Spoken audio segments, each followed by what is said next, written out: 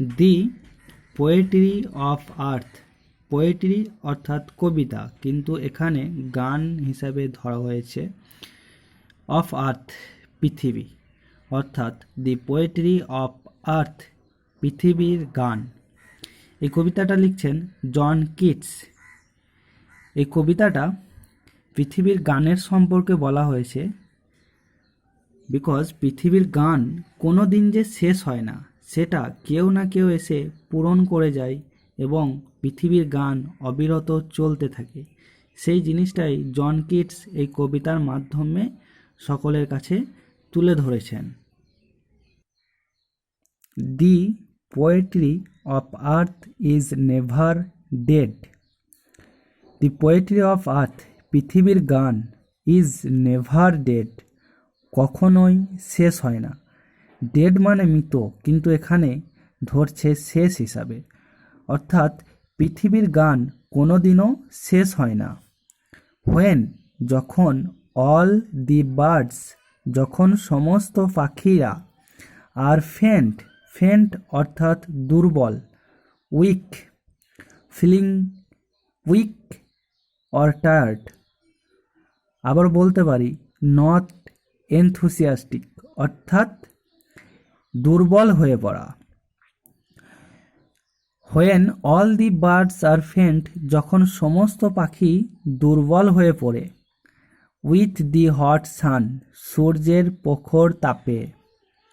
And hide hide মানে এখানে ব্যবহৃত হচ্ছে শেল্টার বা আশ্রয় হিসাবে, কিন্তু হাইডের অন্য একটা মানে হচ্ছে লুকানো।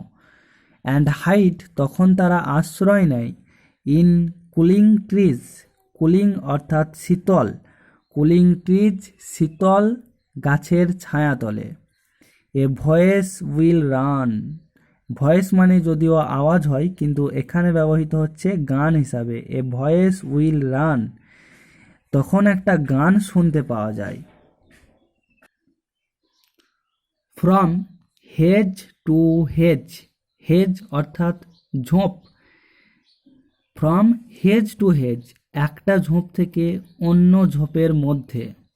About the new mown mid, mid অর্থাৎ তৃণভূমি বা চারণভূমি, নিউ মাউন্ট যেটাই সদ্য কাটা হয়েছে, অর্থাৎ from hedge to hedge about the new mown mead. সেই গানটা শুনতে পাওয়া যায় একটা ঝোপ থেকে অন্য ঝোপে সদ্য কাটা তৃণভূমির ব্যাপারে। That is the grasshopper, সেই গানটা করছে কে?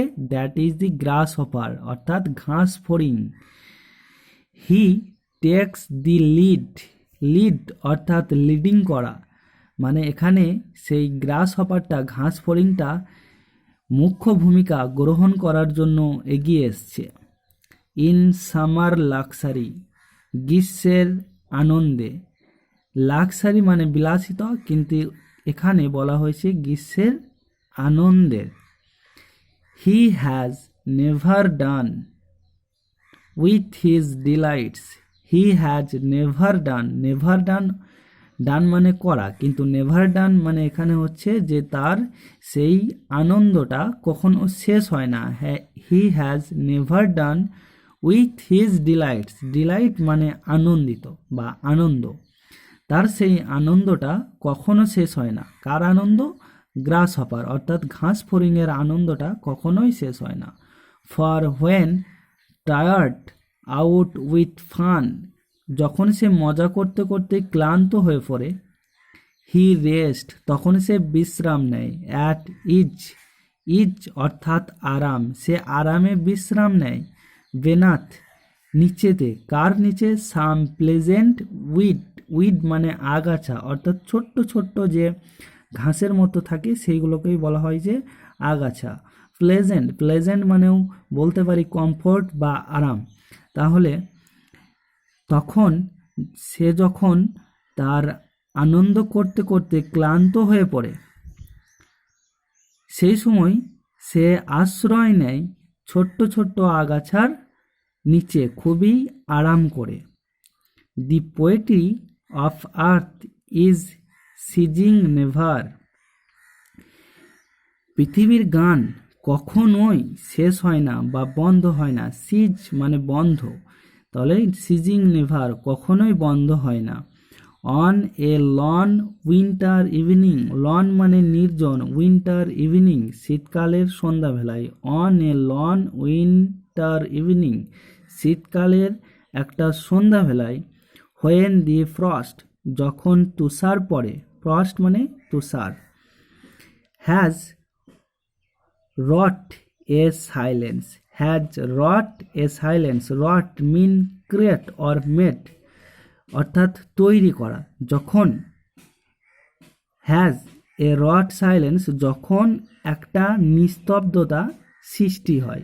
from the stove their cereals তখন সেখানে একটা আগুনের চুল্লির কাছ থেকে গান শুনতে পাওয়া যায়। স্টোভ আগুনের চুল্লি। দি ক্রিকেট সং ঝিঝি পোকার গান। In warmth increasing ever, warmth মানে উষ্ণতা, ইনক্রিজিং মানে বেড়ে চলেছে সেরকম, এভার তখন সেখানে সেই আগুন চুল্লির উষ্ণতাটা ধীরে ধীরে বাড়তে থাকে। And seems to one in drowsiness half lost, and seems তখন দেখা যায় টু ওয়ান একটা লোককে, ইন ড্রাউজিনেস অর্থাৎ ড্রাউজিনেস মানে ঢুলু ঢুলু অবস্থা বা তন্দ্রাচ্ছন্ন অবস্থা, হাফ লস্ট অর্থাৎ অর্ধচেতন, তখন একটা লোককে দেখা যায় ঢুলু ঢুলু অবস্থায় বা অর্ধচেতন অবস্থায়। দি গ্রাস হফার অ্যামং সাম গ্রেসি হিলস তারপরে ঘাস ফড়িংকে দেখা যায় সবুজ পাহাড়ের গায়ে গায়ে ঘুরে বেড়াতে।